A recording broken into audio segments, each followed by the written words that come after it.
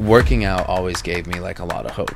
I tried heroin at age 17 and I immediately just felt this feeling of like, man, kind of zombies. Like they just, you know, they're on their phones all day. They lay in bed a lot. There's a lot of napping. There's a lot of darkness. I had a drug overdose and my kidneys failed. Don't go back to rehab. Don't go back to sober living. Don't go back to doing all of, because like in my past, it's been like relapse equals institutionalization, sober living, you know, whatever, all the different things, pure comfort and bliss and like just give up.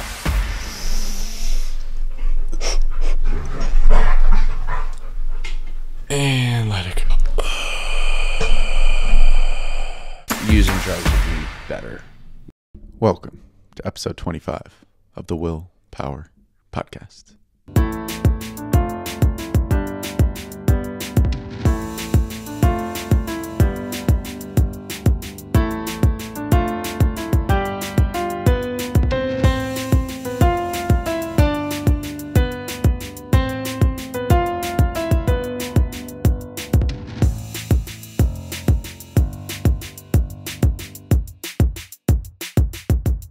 My friends called me B-Powell growing up, so yeah.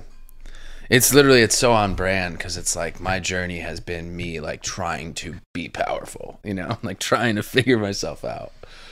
Yeah. What's been like do you feel like you have gained more power? Oh, for sure. Yeah, absolutely. Yeah. And in what ways?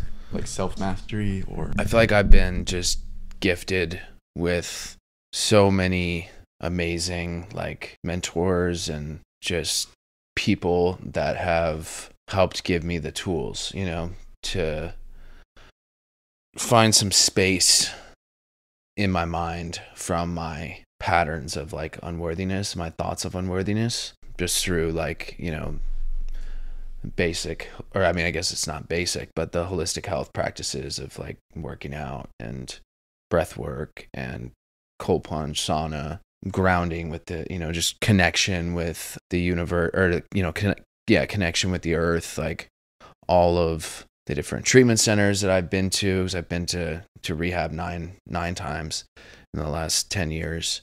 And I've just gotten a lot of tools, you know, a lot of fucking tools. And so because of that, I feel, like I've really made some serious progress, you know, from where I was 10 years ago. Absolutely. Yeah. Awesome. So because you briefly told me before this, but I don't really know that much about your story, but I'd love to hear about your journey into recovery and what that whole thing has been. Are we on air? Yes, we are. Okay.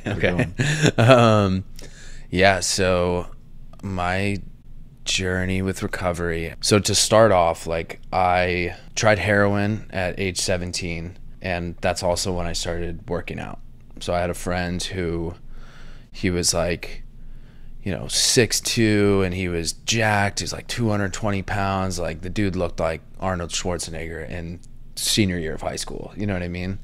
And he was like a really good friend of mine that supported me in a powerful way. Like I was dicking off at school, getting in trouble, you know, getting suspended for different things, usually just like disrupting class and being a class clown, all kinds of stuff. And he, you know, pushed me towards working out. Like he's like, hey, let's go to the gym. Let me teach you how to work out. And like, I really kind of, you know, went to him for strength and guidance, you know. But then also I had another friend that was like, he was in a bunch of classes with me. I had just moved from Austin to Park City, Utah. So I was brand new, you know, my junior year of high school. And I had this kid that, you know, was in a bunch of classes with me, and he was also kind of, you know, suffering from some unworthiness and just anxiety around being at a new high school and stuff. And he was on heroin, and I didn't really know he was using heroin. We would smoke weed together. We'd skip class, and he had a prescription for Klonopin, and we would like take Klonopin, and that like gave us the courage to like actually go to class and like try to meet some people and try to talk and try to connect. Is Klonopin like a anti-anxiety? Like a kind of Xanax? Yep, Klonopin's like Xanax, exactly. Yeah. And so that's where that all started. And then one day I caught him smoking heroin, and I was immediately like, I was so thrown back. Like, I was like, holy shit. Just like seeing that, like, you know, smoking something off tinfoil, I was like, whoa, what the hell is that? You know? But immediately I was like, I want to try it. And so I asked him, I was like, hey, do you think I could try some of that? You know? And he was like, we had this long conversation about it, and like, he really tried to discourage me away from doing it. But obviously I've experienced many of those experiences in the future of, you know, after that. And I came to realize it's like misery wants company, you know? So he did, you know, subconsciously, I think, want me to try it with him. He was just trying to do the right thing and like not, you know, he was just trying to be like, hey, like this shit could totally destroy your fucking life. Like, I highly advise you don't do it, but if you want to, here it is, you know? And so I did it, and I immediately like just felt this feeling of like pure comfort and bliss, and like just the anxiety, the physical sensations of just being uncomfortable in my own skin just like washed away. Like it was just like this warm blanket of just like peaceful energy. And I was like, oh my God, like I didn't know that it was possible to feel this good in my skin, you know? And so, and then I got really sick after that. Like I threw up horrifically for hours, but then I still wanted to do it. I still woke up the next morning. I was like, yo, let's fucking do that again, you know? And he's like, all right, yeah, we'll do it one more time. And like, you won't get sick this time. Like you'll actually get to feel the high, and like your body just rejects it the first time, you know? And so then it was just like, you know, it was off to the races from there. It really was. Like I was 17 years old, my senior year of high school, like doing heroin, you know? And we would do it in the bathroom at school. It was like nobody else was doing heroin, so we could pretty easily get away with it because it was like nobody would expect that, you know? Then when I was 19, I got arrested for a DWI or DUI. I had like Adderall, I had weed, I had Xanax, I had a couple things on me. But luckily I didn't have any heroin on me at the time. But that kind of, my parents got suspicious, you know? They were like, okay, Brian's definitely not on a good path, you know? And one of my other friends that I was using with as well, this kid came along a little bit later, but he had gotten caught by his parents. His parents sent him off to rehab, and they called my parents to let them know that me and Dallas was his name. Dallas had been, you know, we had been using heroin and stuff. And so then my parents were like, all right, you're going to rehab. You know, you're going to the same place that Dallas went, actually. They put us in the same treatment center. Dallas went a few months before me, but I ended up going to the same place. And I actually wasn't ready to be sober at all.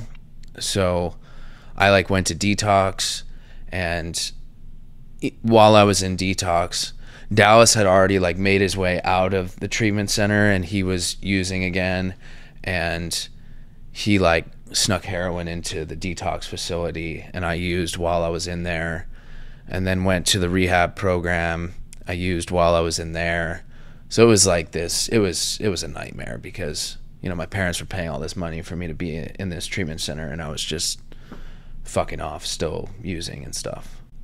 And so what was the detox like? Did you get through it? What was the detox of? Well, I didn't even necessarily really detox because I was using. I had Dallas drop off, you know. I called him from, like, they take your phone away. So like in a detox facility, it's, you know, it's like a lockdown facility. They take your phone away, they take everything away, and, you know, give you a little hospital gown or whatever and put you on a bunch of medications to like come off, right? And then they're just like, you know, doing your vitals. You go to a group usually where you talk a little bit, and you have 3 meals a day, and you just pretty much chill. You know, I've been to many different detoxes, and they're all different. Some are more interactive, where you're, you know, more involved with groups and you're doing stuff throughout the day. Some are like very just like you're in a room at a hospital and you've got a TV and, you know, some blankets and shit. So, wait, what was your question? You asked if did your body go through the detox? But it doesn't yeah, sound like it ever. It kind of sort of did.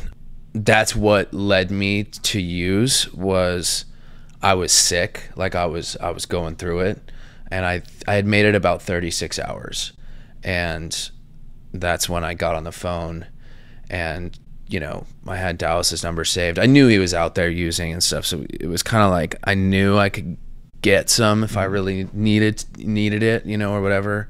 It's wild when you're in addiction. It's like you're gonna do whatever it takes to get it, you know. I like snuck out when we were supposed to be going down to have our meal. I like went down to the cafeteria was on like the second floor. The detox was on the fourth floor. Like snuck out. I went all the way down to the, you know, ground floor, snuck out the door, went and met Dallas and, you know, brought it back in. And it was like, there's supposed to be, you know, security. That's not supposed to happen, but I fucking made it happen, you know? And so, yeah, but the detox of coming off of heroin is very much like you're physically sick, like body aches, nausea, flu symptoms. So like runny eyes, runny nose, like just really going through it, you know? And it's very much just like, it's just like being really uncomfortably sick, you know? And then, you know, as soon as you take some, like it's all gone, which is terrifying. Yeah. Yeah. Okay. So the first time, like, it doesn't sound like you were 100% in it. Definitely like not. Your parents sent you there. It wasn't really like you kind of knew. Also, like, I feel like having your friend go through it and then come out and know like, oh, he's back on it. So it's probably cool if I'm like not taking this too seriously either. Very much so. Yeah. It was very much a game. It was like, I just want to be seen as the guy who's getting sober, who's getting off drugs. And I also want to be seen in my parents' eyes as like, oh, he's doing the right thing. Like he's getting well, you know? Yeah. And I think there definitely was like all times of like me wanting to get sober. There has been this genuine desire of like, oh yeah, sobriety would probably be the best thing for me, you know? Mm-hmm. But the power of the addiction was too strong, where it was like any thought of like the possibility of copping drugs was like, oh yeah, I'll throw everything away and go do that right now. You know what I mean? Like it was like, I thought I was ready, but I wasn't ready. Yeah. You know? Yeah. I remember hearing about people like going to treatment in my high school. Mm-hmm. Or like just people generally I knew and be like, oh yeah, he's in treatment. Yeah. And it always was like something that you just have to get through. Like just get through treatment and then you can like go back to doing whatever you wanted to do. Exactly. Yeah. Just like pay your dues, you know? Yeah. It's kind of like going to jail, you know, just like, exactly. All right, just do your time and get out and back to it, you know? Okay. So you get through that. Do you feel stuck in this addiction at this point? Or does it feel like you genuinely want to go back to the using? Like now? No. At that point? Because it doesn't sound like you're hopeless. It's more just like, oh, this is like a fun thing I do. Yeah. Yeah. Well, we talked about earlier, I think before we were on air, but that feeling of unworthiness and like being far behind or something. There's been this voice in my head that's told me all throughout my life, like, you're too far gone. Just give up, you know? And that's what I was feeling in those times of like being in treatment and like, you know, my friends are like going to college and like studying and like having these cool, you know, parties and getting in relationships and going on trips and traveling and all these different stuff. And like, all I can think about is like, I don't believe in myself enough to even be present at those parties or be present in that like college atmosphere, and I'm just like in the bathroom doing drugs, and then coming out and like trying to like, you know, vibe with everybody, but I'm like, you know, just stuck in this addiction. And so like there was just this feeling of unworthiness that just like haunted me from the very start, you know? And it was just like, no matter what environment I was in, I always felt out of place and this drive to like escape. And so anytime I would experience any, you know, stint of sobriety, it was like, ooh, this is really uncomfortable. Like I have to like be sober and like feel all my emotions and like, you know, go to these support groups and meetings and be in this home where there's all this structure and I'm being told what to do all the time. Like, I don't want to do that, you know? I'm just going to go get high some more, you know? And so, yeah, there's just kind of always been this like feeling of like, you're fucked up and you don't belong. So just like, go get loaded. When did you decide that you like wanted to get sober, wanted to stop using? And what flipped that from this like 19-year-old getting caught by your parents to like, okay, no, I actually want this. Yeah. Yeah. I would say like, so I had fitness. That was always like my saving grace. Like that was the one thing that like I knew I really liked. It was like when I tried heroin and I tried working out, it was like there was like those two things where I was like, oh my God, one of those is the answer. You know what I mean? There's such opposites too. Such opposites. Yeah. And so working out always gave me like a lot of hope, you know? And I started to really capitalize on fitness and I started to feel really good. And when I would be strong in my fitness game, my nutrition was good, my health was good, you know?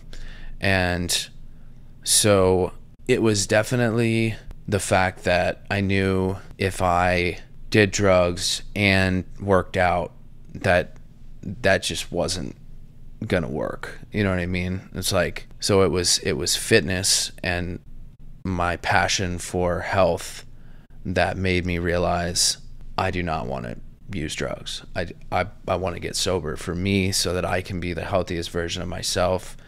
And now more than ever, it's like understanding that everything is energy. I didn't understand that when I was doing drugs, I was dabbling in like this really low vibrational energy, and that the higher vibrational energy that you would get from a, you know, holistic health lifestyle, like you can't serve both masters. You know what I mean? Like you have to choose one. Yeah. So you picked that, or you at least had that moment where you're like I don't want to use drugs anymore. What, like, was that it? Was that it for that? Or what was the process like from there? That was definitely not it. So, I mean, it was definitely all of the rock bottoms, like drug overdoses. I got heavy into meth as well, and meth was always like psychotic breaks where I would just lose my fucking mind and go into like a deep depression or suicidal, you know, state, and I would have to be institutionalized, you know. And so the come down from the drugs was definitely like a big, like, wow, that fucking sucks to feel like that. I don't want to feel like that anymore, you know. And I know how I can not feel like that anymore, and that's by not using drugs anymore. Also, my family and my friends and my loved ones and everybody that I've made contact with on this earth, like, has always given me so much hope by just loving me and making me feel just worthy, you know? And so like that like worthiness that I would start to feel from people was like people would just be like, dude, you do not belong on the street. You do not belong doing this. Like, this is not you. Like, there's something so profound in you, and you need to really get clear and lean into that and find yourself. Because, you know, doing drugs at a motel on I-35 is not your calling. You know what I mean? And yeah, I mean, it's just like I've been to 9 different treatment centers ranging from 30 days to 6 months. Like, I've spent majority of my adult life in some form of like structured, institutionalized living. Like, I'm in a sober living home that I've been in for 7 months. Before that, I was in one for, yeah, I mean, like, this is like my 7th house that I've been in, you know, and every time I'm in a sober home, it's like 3 months to 9 months of being there. And so, like, just so much time, like, reflecting on the fact that recovery is the way for me. And, like, it's never gonna work. Like, I'm somebody that has tried so hard to, like, use drugs and live that lifestyle, and it just doesn't work for me. It's like God just rips me out of the trenches every time. Like, nope, you don't belong there. You need to get back on this path, you know? And I think other people that, like, I'd met along the way, and just like talking to people who are on the street and who are addicts, you know, have been their whole lives, like, they don't have that stirring in their heart of, like, you know, this isn't the way for you. It's like like some of, I mean, I can't speak for every one of them, you know, but a lot of them genuinely believe that they were kind of destined for that, you know, or that's the path they chose, and that's it for them, you know.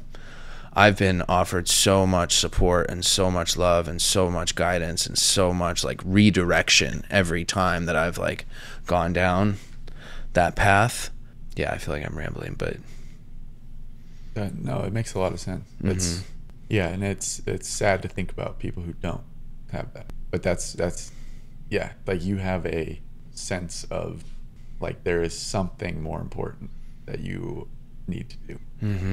And, like, using is not a part of that. Right. Yeah. And yeah, not every, I mean, I think like what like I said, I've lived in nothing but these, like, sober living homes. I just have not been able to stay out for very long, you know. And I think that I know that this time is, like, I'm doing it right this time. I'm gonna stay until I am fully ready to go out into the real world and, you know, do whatever to take that next step of getting my own place or getting a place with some people that I feel safe with, whatever. Like, I'm going to do it right this time.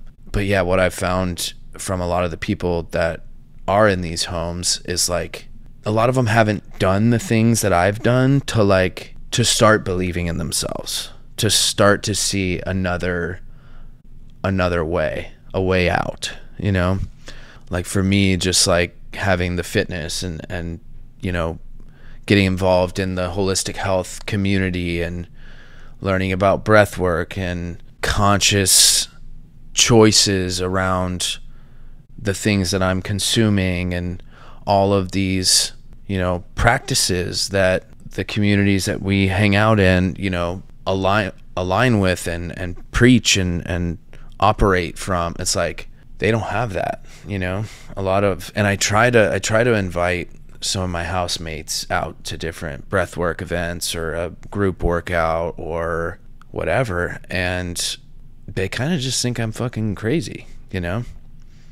And they're stuck in their, you know, they're kind of, and I can't speak for everyone, you know, but it's like, yeah, this is something that I've been sitting with a lot lately, because everybody in the house that I live at, they're very much just, like, kind of zombies. Like, they just, you know, they're on their phones all day. They lay in bed a lot. There's a lot of napping. There's a lot of darkness. Like, everybody's pale and kind of unhealthy looking. Nobody's, like, out in the sun. And, like, I talk more than anybody there. You know, it's like, I don't know. I feel like I've been shown something else that, like, majority of the people that end up in these homes aren't shown, you know? Yeah, I could imagine, like, you see this as the only way to, like, enjoy life is through drugs. and then you're like, oh, I found this other way. Yeah. There's this whole other thing. But if you don't see that, then, and I know from the outside, a lot of that stuff seems like a breathwork class. Like, what is, like, you know, from the outside, you're like, that's not going to help me. But yeah, that's tough. Have you found success in bringing people into that kind of thing? I am working on it. Some of my personal training clients are in recovery, and I am leaning more into recovery coaching because I know that that's what I'm meant for. And my own unworthiness is what's caused me to veer off of that path every time. Like, I know I'm meant to be, coach for people who struggle with addiction. And I know I'm meant to share everything that I know and that I've been so freely given from all of my mentors. I know that I'm meant to share all of that with people in recovery. I am starting to have success with it, but I need to create more community. I need to create community within recovery, and that's what I've been called to do with my coaching and with the beef jerky. Even like the beef jerky it's a symbol of my strength and my resilience and the things that have brought me out of addiction, which is consciously consuming.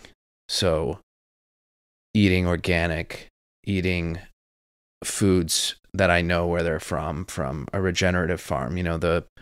I make the jerky with meat from a regenerative farm. It's grass-fed, grass-finished, all organic ingredients. It's called no BS. There's no bullshit in the beef jerky, So part of my mission with Be Powerful Organics is to create products that are clean and consciously sourced, and also to bring awareness around the importance and the power that comes from, consuming consciously. Mm-hmm.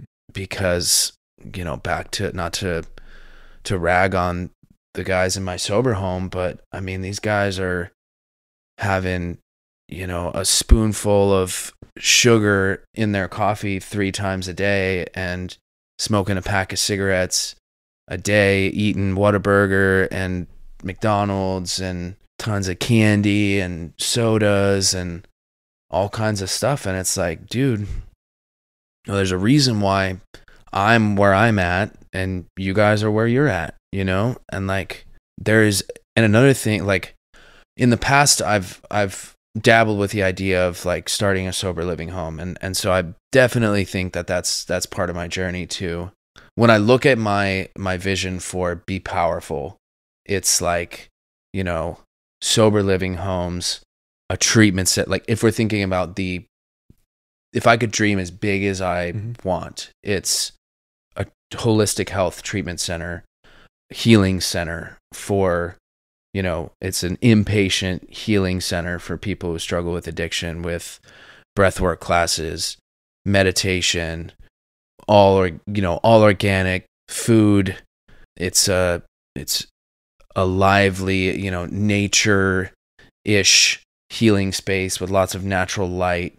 There's cold plunge, there's sauna, there's a gym, there's, all of the different things that all of these treatment centers seem to lack. You go into a traditional 12-step treatment center and it's like a lot of them look like mental hospitals. They're fluorescent lights with white walls and just not much natural light, if any. You're eating shitty cafeteria food. You're eating processed bullshit all day long. You're sitting in a closed off environment talking about your problems. And like for like my vision would be to have the complete opposite of that, to have sober living homes where people are learning about nutrition and learning about holistic health and a cold plunge and a sauna at the sober living, so it's like you go to the inpatient treatment center, you get well there, then you get put into one of the sober living homes, and within the sober living homes there's all kinds of different holistic health coaching.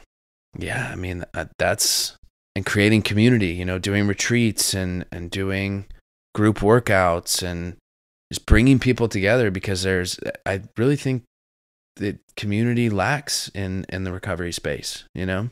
It's hard because you don't want to like just pigeonhole only people in recovery, but like they do need their own space, you know, where we all can relate to each other, because there's something so unique about the recovery environment and like the conversations I can have with people in recovery and the conversation, you know, versus the conversations that I would have with somebody who's not in recovery, you know, who doesn't understand that level of like, you know, whatever. Right. Yeah, I had a random thought about that. Why do hospitals have like the worst food? Like, Dude, it's so unhealthy. It's crazy. It's like, it's right? supposed to be a place where you like get your health back. I know. I think there's a lot just like missing in that.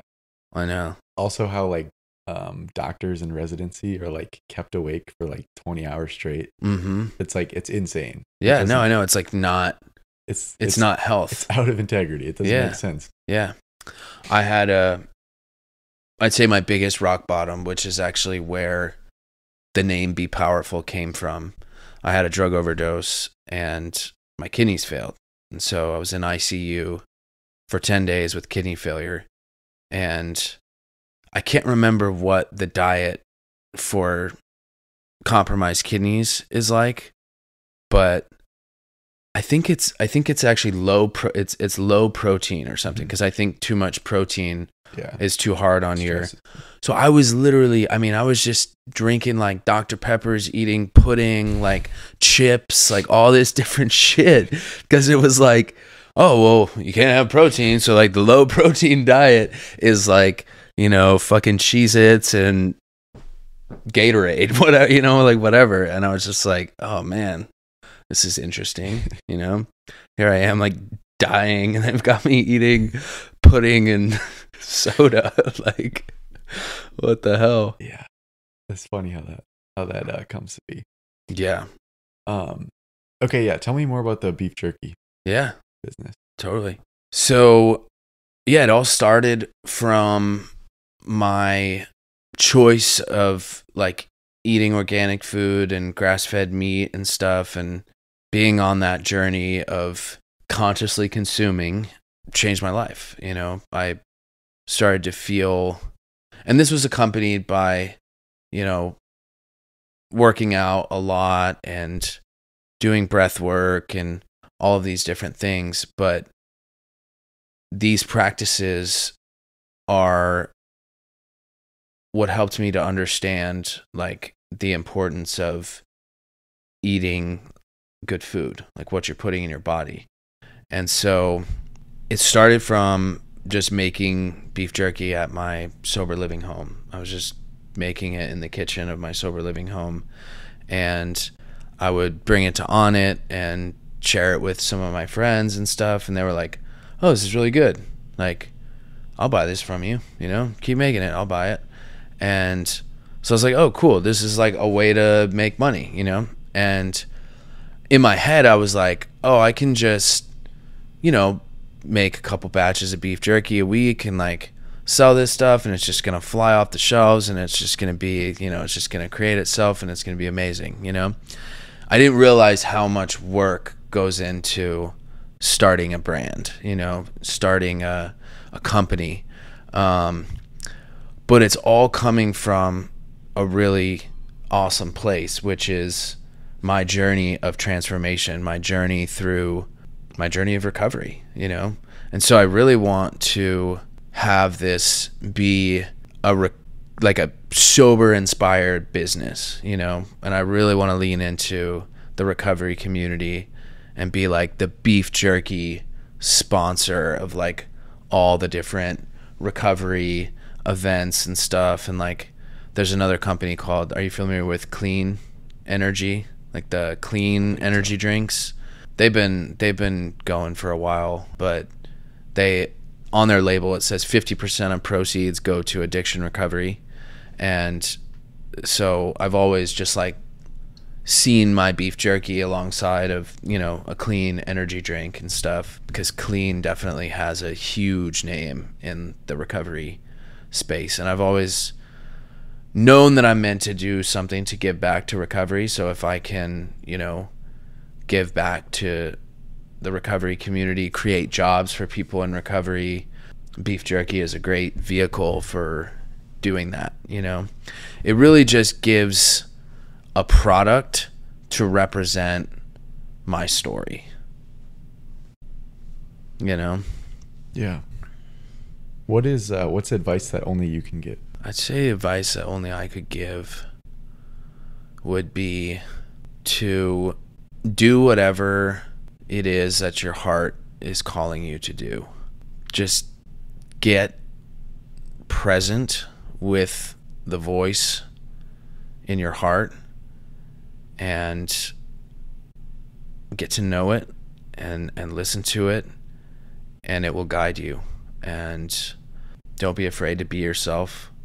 Don't be afraid to speak your mind and just be unapologetically you, because you are what makes this world unique. You were created exactly the way you are for a reason, and your heart is gonna guide you.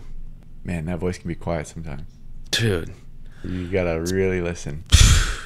A lot of my life, I didn't understand myself at all. I didn't even know who I was. And I mean, I'm still figuring that out, of course, but I have a much better idea than I ever have. And that was cultivated in a lot of stillness, you know, and just getting really quiet and just listening. Yeah, I was gonna say, I spent a lot of my life kind of compromising that voice. Like anytime I spoke up and got resistance to it, I would just shut it off. Like, oh yeah, never mind. I'll go along with whatever you're saying. Yeah. And it's only been recently that I'm like, oh no, like I'm listening to this one. Yeah. Because a lot of the times I look back and I'm like, yeah, no, I was right. Like what I was doing was the right thing to do, or what I was thinking I should do. Mm-hmm. But I just didn't have any respect for it. Yeah. Where do you think that came from? Like that idea that my voice doesn't matter? I think it was from letting the voice out and then having it be rejected. Having it be like, no, dude, don't. Like, that doesn't matter. I'm trying to think of like a concrete example. Oh, I know. I get what you're saying. Okay. Yeah. It's like I stand up for something, and then immediately someone just shits on that. And it's like, no, man. Like this is what you should do. Yeah. Having that happen, it makes that voice quieter and quieter. I can relate to that big time. Like I heard that so many times. Like, no, dude, what the fuck are you talking about? You're an idiot. Like, so many times. And over time, it was just like, oh, okay, I'm an idiot. I don't matter. I'm not enough. I should just fucking kill myself, you know? And that's the trajectory. That's where it goes. And I don't think that the people around me that were the ones telling me that I didn't matter, I wasn't enough, I don't think that they meant to affect me in that way. Yeah. But that was the way that I was interpreting what they were saying. And now I realize that was just their own projection of them not feeling worthy. And so they're like, oh, I've got to put down this other guy who's speaking up, or, you know, stepping out in faith and opening up and suggesting something, or whatever, you know, whatever the situation may be. They're feeling a sense of unworthiness, and they're feeling threatened by you sharing your opinion, and then they just immediately, you know, put you down to make them feel okay. And I didn't realize that. I didn't realize that not everything was I thought everything was about me. If somebody said something, that was the absolute truth. Mm-hmm. Even in business, I've noticed, like, if people suggest something like, hey, I think you should do this instead, you know, I'm like, I'm unworthy. That's the right way. Right. So, and then that just eats away at me even more and more and more. And then I just disqualify myself, you know? And I've done that so much for so long that now it's like a program. And I'm rewriting the program of having to rewrite the program, you know, and it's not easy. Yeah, I can definitely relate to that. Yeah, and I think it's that something about you being you is challenging that person and something that they're not looking at. Yeah. That's scary. That's scary for them. Yeah. So the easiest way to go about it is, you know, to take you out. But that's also something I've noticed with certain friends where if I do say something, they'll accept it and they'll be like, oh, damn, okay, you're probably right. And that's when I know, like, okay, this is a person who's willing to grow and willing to take a harsh look at themselves. Mm-hmm. Yep. Absolutely. I got a question for you. Yeah, please. What was the driver for this podcast? Yeah. Okay, I'll tell you the medium story. Yeah, I could make it long or short. The short version. The medium version. Yes. I year and a half ago, I decided to confront my fear of talking to women. So, cold approaching, go up, talk to a woman, maybe ask for a number, go on a date, whatever. I was terrified of it. Yeah. And so I decided I'm going to confront this fear. So I would go out and do this. Did this for a while on my own. Didn't tell anybody about it because I was embarrassed. And then went to this meetup group that was about, like, let's talk about dating. There's only one other guy at the group, the host. No one else showed up. It was just me and the host. And I didn't even RSVP to this because I, like, just was so embarrassed. I ended up talking with him. He's a dating coach. I end up hiring him as my dating coach. And so then I'm, like, really on top of this, approaching, getting used to rejection, getting used to expressing myself, like expressing attraction, something I had never been comfortable with before. Like, anytime that I liked someone, I had to be 100% sure that she liked me before I was comfortable expressing it. So I did that, ended up kind of helping him work on his stuff, like his coaching. Then we started a podcast called The Art of Approach. And that was my first, like, that was pretty terrifying for me to, like, really put myself out there. But that was kind of the stepping stone to, like, okay, there are things beyond dating that I want to talk about. And this dating podcast isn't really the place. And so that's where I was like, okay, let me go, you know, step out on my own, do this thing. Yeah. So, and what do you like to talk to people about? I mean, I love the concept of willpower, of motivation, like what drives people. It is just something that I have spent so much time thinking about. Oh, how can I be more motivated? How can I do more with my life? Yeah. And there are so many things underlying all those things that are like, why do I want to be motivated? Am I being motivated for the right things? So I just want to learn from people. Totally. Like, what is it that you are trying to create in this life? So would you say your thing at this moment, your purpose is to help other people in recovery follow a similar path that you are on? My purpose is to empower others to have hope in something much greater than themselves, and to become more aware of how divinely orchestrated this life experience is. And through, like, stillness and presence and deeper connection with yourself and your body, you're gonna be able to, like, understand your life's purpose more and reach it, you know, and reach that potential. I just pulled that out of my ass. Yeah, you're kind of opening up people to what they could be doing. Yeah. Yeah, I think like self-empowerment, Mm-hmm. you know? Yeah, and I'm still figuring out exactly what it is, but I'm definitely getting to that point where it's like, okay, I know what it is, and it's time to fucking capitalize on it. It's time to be who I know that I am, you know? I'm really good at talking about it, but can I actually do it, you know? Can I actually put it into action? What's like the fear? What are you worried will happen? My fear is how like messy it could be.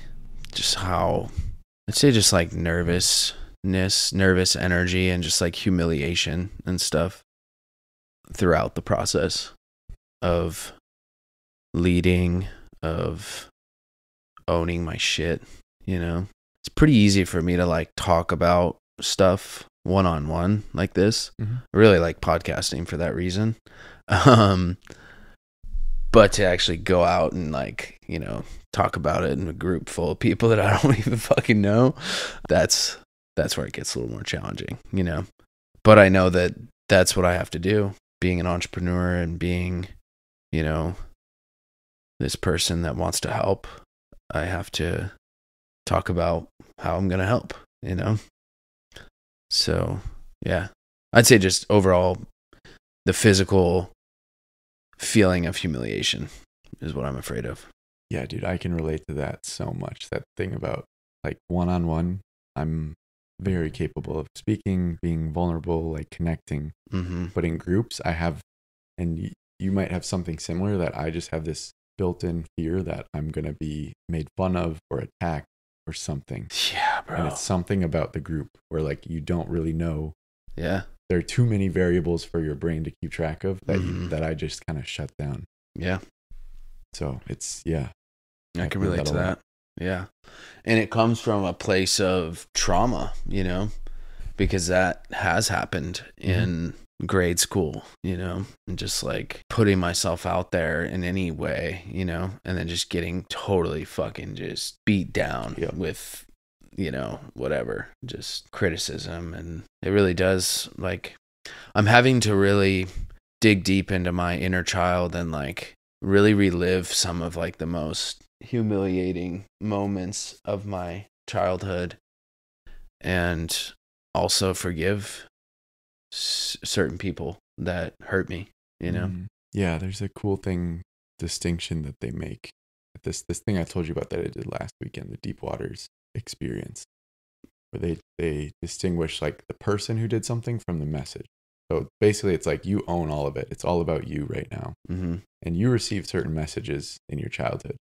And it doesn't mean that that person was trying to give you this message or that they were in doing anything maliciously. Mm-hmm. Like they're not trying to give you trauma, but the way that they acted sent a certain message to you. Right. Yeah, it's okay to reject the message without rejecting the person, or relive that and get angry at the message without necessarily being angry at that person. That definitely that's interesting. I've never heard it like that. What is something you are currently struggling with? Lots of things. I am struggling with the story of unworthiness that surfaces. It starts to speak loud right before I do anything that is good for me and moving me in the right direction.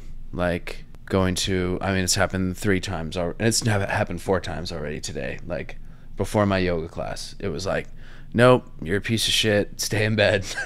Before the co-working group, it was like, you're not going to get anything done. You're going to be anxious, and you've got to see a bunch of people, and they don't even want to see you anyway, so just fucking stay home, you know? And before my personal training client, it was like, oh, it's going to be, you know, you're going to be all up in your head, you're going to be anxious, you're going to feel like you don't know what you're doing, like just fucking call out, you know? With this podcast, it was like on my way here, like I was passing by some motels and places that I've used drugs at, and I was just like thinking about meth, you know? And that's what I've been dealing with. That's what I've been struggling with more than anything, is like I've had this programming that goes on for so much of my life where anything that's uncomfortable, I'm just like, using drugs would be better, you know? And so I'm just having a hard time facing discomfort, you know? I fear relapsing and being on this mission of wanting to create community and recovery and wanting to tell my story, and now having a product behind my story. I have just been battling using thoughts, you know? That's powerful to hear, dude. Yeah. And I have to be okay with, like, if I was to relapse, that could be failure. That could be death. That would be the ultimate failure. But if I relapse, I'm not unworthy of all the things that I want to do in this life. If I relapse, I'm definitely setting the clock back, and I'm, you know, taking some steps backwards. And I've done that so much that I really want to stop doing that, because I know how much it sets me back. But I do need to be okay with that thought and let that be, you know, momentum to not do it, you know, knowing where it will get me, but also accepting the fact that it doesn't make me unworthy if I do fail in that way again. Right. You know? Yeah, there's this, like, this happens in people who are on diets, where if they go over their, or they kind of go off course, or they eat too many calories one day, they go, fuck it. Yeah. Fuck it. I'll exactly. just do whatever. Yeah. And yeah, it's important to give yourself some leeway. Where it's like, okay, I fucked up, but let me see where I go back. Let me see how I get back. Right. Yeah, for me, like, something that I've been toying around with in my mind is, like, so the longest I've ever made it sober was 13 months, and I'm at 7 right now, and, like, the voices are getting loud. And this season in particular is very hard for me. I've always relapsed in, like, January or November, December, January, around that time. And, like, I was having a conversation with my mom the other day. She's like, it would be an absolute miracle if you could just make it to March without using. You know, like, if you could just get through this holiday season, you know, without using, like, that would be a miracle. Yeah. And that would make me so happy. And so I've been thinking in my head, I'm like, okay, what if I just push through this next 4 months? You know, what if I really just give it my all and, like, really dig deep within myself and just, sound stupid, but just don't use until March, you know? And if I want to use in March, then it's going to be a hell of a fucking March, you know? And I'm going to really regret it. But, like, can I just make it till March, you know? And I don't like putting a finish line on it, but, like, really, like, let's just get through this holiday season and get to the point where I move out of sober living and I'm, like, you know, having some success in my coaching business and in my beef jerky business, and, like, get to that next point of, like, success and, like, overcoming, and then see if I even want to fucking use, you know? Hopefully I won't.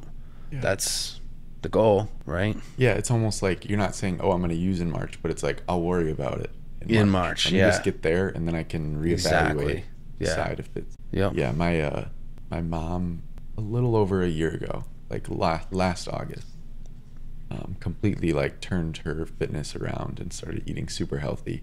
And she said, when she started it, she was like, she made a deal with herself, I'm going to do this for 1 year. And, like, after a year, then I'll decide if this is really how I want to live my life. But for 1 year, I'm going to, like, you know, go for an hour-long walk every day, go to her Y classes every day, and then eat healthy, and then also not drink. And yeah, there's something about, like, she would tell me, like, every time, you know, she had this doubt or this, like, oh, I don't want to do it today, I don't want to go, she'd be like, well, I only have to get through the year, and then it's fine. And then it doesn't feel like this endless burden of, like, fuck, I got to go to the gym every day for the rest of my life now.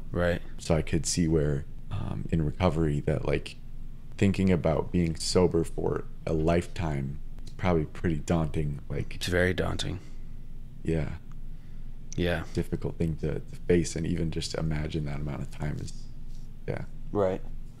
yeah, for me, it's like, I want to, like, it sounds insane, but, like, I've been in these sober living situations for so long, I just want to get into my own home. I want to get into my own place and have like some financial security. And then if like I, for some reason, use again in that environment, like just get back on the horse, you know, like dust myself off, get back on the horse.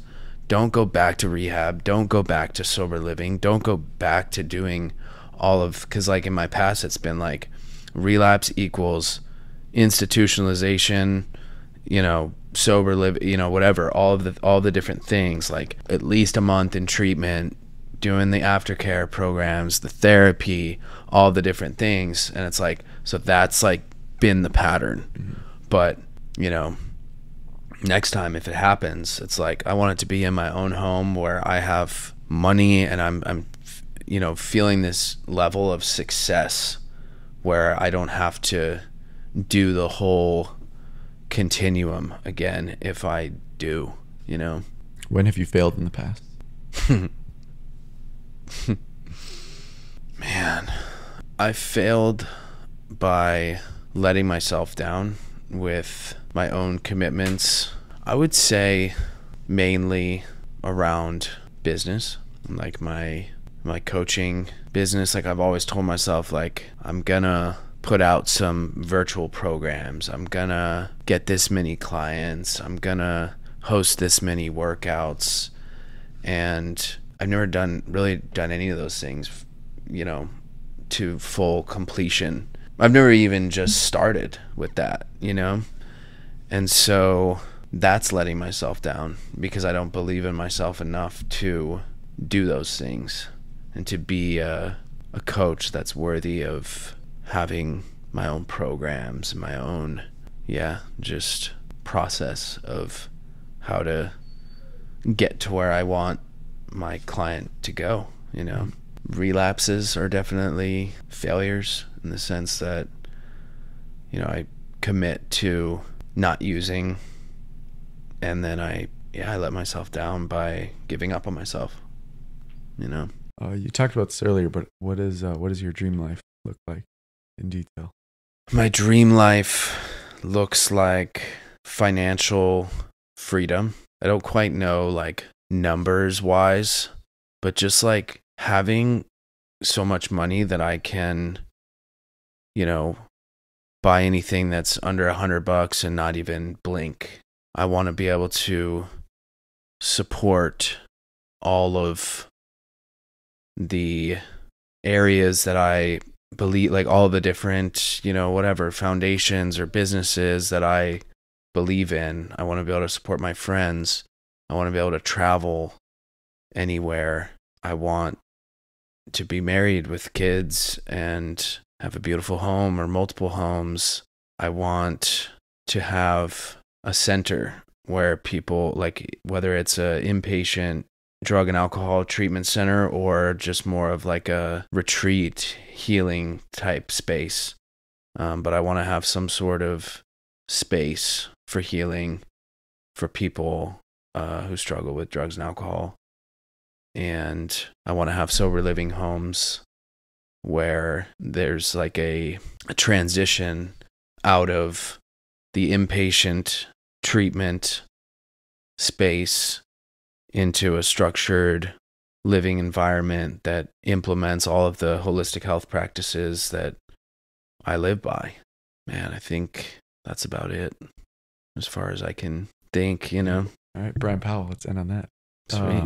Where can people find out more about you? So my Instagram is bepowerful.life. It's BPOWERFUL. And then Be Powerful Organics as well is the organic food business, my beef jerky business. The Instagram is Be Powerful Organics. I think that's it. Cool. Yeah. I really appreciate you coming on, man. And yeah, dude. All the honesty. And absolutely. Yeah, I appreciate you having me. Awesome. Lots of honesty. Bye, everybody.